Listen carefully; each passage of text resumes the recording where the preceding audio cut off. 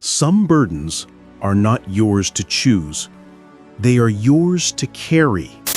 There is a weight on you that you did not ask for. You feel it in the quiet moments, a pressure on your spirit that doesn't belong to your personal struggles. This isn't stress.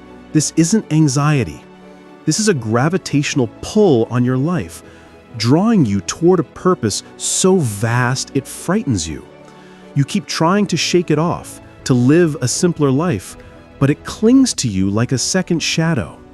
What you are feeling is the presence of a mantle. You inherited it. It was passed to you in the silence of your bloodline, in the unspoken prayers of those who came before you, or in the quiet agreement your soul made before you ever took a breath. You are carrying a spiritual assignment, and your inability to see it clearly is the very thing causing the friction in your life. This is not a curse. It is a calling that has been activated, and your awareness of it is the first step toward wielding its power instead of being crushed by its weight. A mantle is not a job title. It is not a social media bio. It is an invisible garment of authority and responsibility placed upon a person for a specific purpose that transcends their individual life. It is the cloak of a prophet, the strategic mind of a builder, the healing hands of a restorer. Throughout history, they were visible, the Elijahs passing their cloak to the Elishas. Today, they are invisible, but their weight is just as real. You are not just living your life, you are continuing a story that began long before you. The frustration you feel is the gap between the magnitude of this invisible assignment and the smallness of the identity you are currently living. You are trying to pour an ocean into a teacup, and the resulting pressure is what you mistakenly call burnout. This is not a call to work harder. It is a call to see more clearly, to recognize the architecture of your own spirit. The next 5 minutes will not just give you information. They will give you back your context. They will explain the strange symptoms of a life that is meant for more. Sign 1. The unexplained burden for specific things you cannot change. You feel a profound, almost physical weight when you encounter a specific brokenness in the world. It's not general sadness. It's a targeted burden. When you see a generation lost and confused, a particular injustice in a forgotten community, a breakdown in the family, or a lack of wisdom in leadership, something inside you aches in a way that others don't seem to understand. Your friends can scroll past the news. You can't. You feel it. This is not you being overly sensitive. This is the mantle. It is a spiritual antenna tuned to a specific frequency of need. The burden is a signal. It is a download. It is the mantle's way of pointing your life's energy toward the very area you are meant to impact. The weight is not there to crush you. It is there to guide you. It is a homing beacon for your purpose. The world tells you to ignore what you cannot immediately fix. The mantle will not let you. That irritation, that holy discontent, is the first sign that you are carrying a responsibility for that very sphere. You are not called to fix everything. You are called to bear the weight of one thing, and in bearing it, you will find the strength to build. Sign 2. An unusual acceleration and favor in a specific area without explanation. Your progress in one particular area of your life defies all logical explanations. Doors open for you that are closed to others with more talent, more resources, and more connections. It feels like a wind is at your back, but only on one specific road. You find yourself in rooms you don't feel you deserve to be in, receiving opportunities that seem to find you. This is not a coincidence. This is the authority of the mantle. Spiritual authority creates natural favor. It smooths the path. It is the universe conspiring to place you where you need to be to fulfill the assignment. You didn't hustle your way there. You were summoned. This favor can feel unsettling because you know you didn't earn it through sheer effort. That's the point. It was given. It is a divine endorsement on a specific aspect of your life. While you may struggle and strive in other areas, this one area has a grace upon it. Pay attention to where things flow effortlessly. That is not your hobby, that is your highway. The mantle clears a path for its own fulfillment. Your job is not to question the favor, but to follow its trail.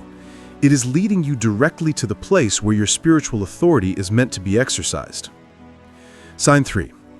A history of divine disruptions that felt like setbacks. Look back at your life. The moments you labeled as failures, the sudden job losses, the broken relationships that shattered your plans, the illnesses that forced you to stop. Look at them again with new eyes. These were not random attacks. They were course corrections.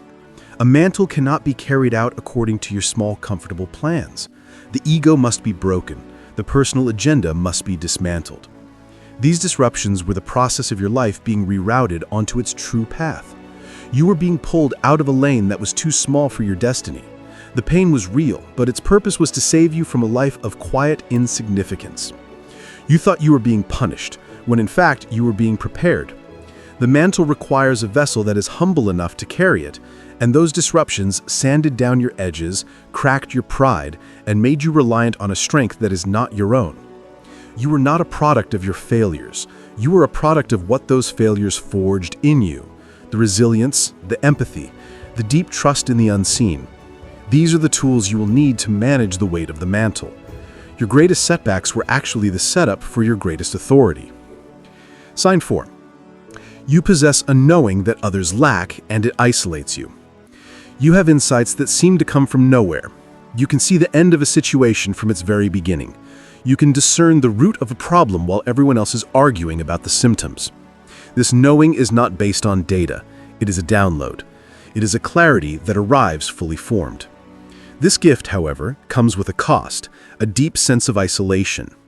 You feel alone in a crowd because you see what others cannot or will not see. You try to explain it and you are met with blank stares or labeled as intense or too deep. This is not a social deficiency. This is the solitude of the mantle. You are operating on a different frequency. The prophet in the wilderness is not there by choice. He is there because the city can no longer house his vision.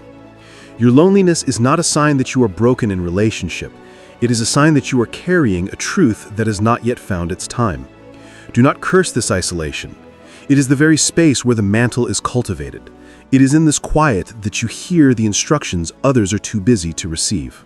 Your greatest insights will be born in this solitude, and when the time is right, the world will come to your door to receive them. Sign 5. A deep internal roar of "there must be more." Beneath the surface of your successful or even your contented life, there is a divine discontent. A voice that whispers and sometimes screams, "This is not all there is for you. There is more." This is not greed. This is not ambition. This is the memory of your assignment. Your soul remembers the mantle it agreed to carry. The life you were living, no matter how good it is a smaller container than what you were built for. This internal roar is the most important sign. It is the mantle fighting for its own existence. It will not let you settle. It will make you restless in a comfortable relationship. It will make you bored with a secure job. It will poke and prod you until you get up and move toward your true north. Most people silence this roar with distraction, with more money, with more entertainment. But you cannot. The roar is your compass. It is the most reliable thing about you. Stop seeing it as a problem to be medicated away. It is your purpose demanding to be lived. That ache is not a sign that your life is wrong. It is a sign that a part of you is still unborn, and it is ready to come to life. Recognizing these signs is the awakening. It is the moment you stop fighting the weight and start to understand it. This burden is not your enemy. It is your identity. The pressure you feel is the pressure of a destiny waiting to be born. The path forward is not about adding more to your life. It is about surrendering to the flow of what is already there. It is about agreeing to carry what has always been yours to carry. The moment you say yes to the mantle, the weight shifts. It is no longer a burden that crushes you. It becomes a power that anchors you. You walk with a new authority because you finally know why you are here. You are not just a person. You are a purpose. You are a story. You are an answer to a question someone is desperately asking. Stop trying to live a small life. The mantle won't let you. Embrace the weight. It is the shape of your significance.